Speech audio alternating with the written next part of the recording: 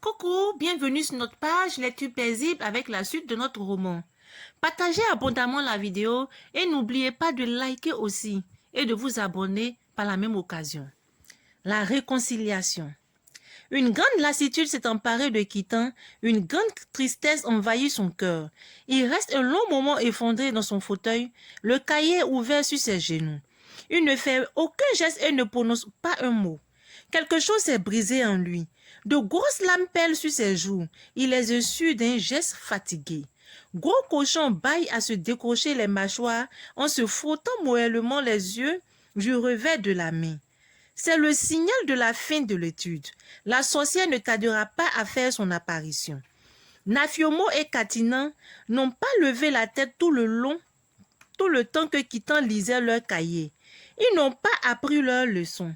Comment auraient-ils pu le faire quand leur père tient entre ses mains les pages destinées à leur défunte mère? Ils n'osent même pas imaginer les conséquences de la découverte de ce document. Les enfants commencent à rentrer les chaises au salon. Kitan est toujours immobile dans son fauteuil. Pourquoi ne se décide-t-il pas à regagner sa chambre? Il lève sur Nafiomo et Katina un regard bizarre, neutre. Katina se rapproche de son frère. Leurs épaules se touchent. Ce contact leur apporte un surcroît de courage. Ils se veulent solidaires jusqu'au bout.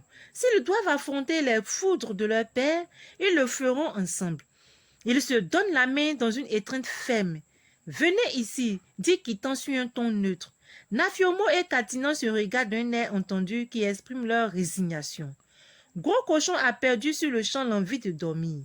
Il ouvre de grands yeux bêtes trop heureux d'attendre le dénouement de cette histoire. Ses frères et sœurs font mine de ranger leurs livres et cahiers dans leur cartable. Ils s'attardent volontairement pour ne rien perdre du spectacle. Nafiomo et Katina hésitent un instant. L'idée de s'enfuir définitivement de cette maison traverse leur esprit. Ils trouvera refuge chez leur oncle Missa. Mais ils pensent aussi au problème qu'ils créeraient à celui-ci. Ils s'avancent hésitant en direction du fauteuil, la main dans la main. Ils ne sont plus qu'à 2 pas de Kitan qui ouvre soudain les bras. Ils pensent que l'heure de la correction exemplaire a sonné. Ils se jettent dans les bras l'un de l'autre, prêts à souffrir ensemble. D'un coup, pas du tout. Kitan les enlace et les attire à lui dans une accolade paternelle. Il les serre sur son cœur meurtri en pleurant, les épaules secouées par de longs sanglots. Nafiomo est ébranlé.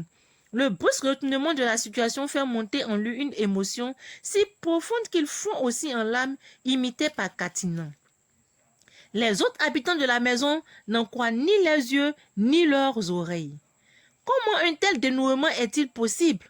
Ceux qui s'attendaient à une séance de correction exemplaire en étaient pour leurs frais.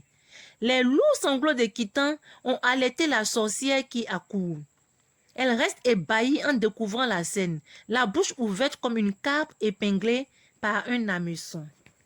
Ainsi s'achève notre séquence de lecture avec le dernier chapitre de ce roman, Le Cahier Noir. Chers abonnés, voyons comment certains enfants souffrent dans les familles. Les enfants dont les parents sont morts, c'est-à-dire l'un des parents sont morts ou même les 2 parents sont morts. Comment venir dans une famille, trouver un homme avec ses enfants et maltraiter ses enfants? Ne pas leur donner à manger, les frapper, les humilier. Ah, c'est pas possible. Quelle souffrance. Quand j'ai fini de lire ce roman, parce que moi, c'est ma première fois de lire ce roman, je m'assois et je me demande, mais quelle chance moi j'ai eue. Vraiment. Et j'ai cette peine au cœur à la pensée de ces enfants qui souffrent dans ces genres de famille. Ces enfants qui sont délaissés pour compte et qui sont obligés même de faire une fugue pour avoir la paix. Oh Seigneur, viens en aide à ces enfants qui souffrent dans ces genres de famille-là. Car c'est vraiment pas possible. Et des fois, ces parents-là qui se remarient, lorsqu'ils sont témoins de ce genre d'ajustement de leur compagne, ils ne font aucun geste pour, en tout cas, réprimander celle-ci et puis prendre la défense de leurs enfants. Oh Père éternel Dieu, prends soin des enfants et prends soin de tous les enfants du monde. Je vous dis à très bientôt pour une prochaine séquence de lecture. Encore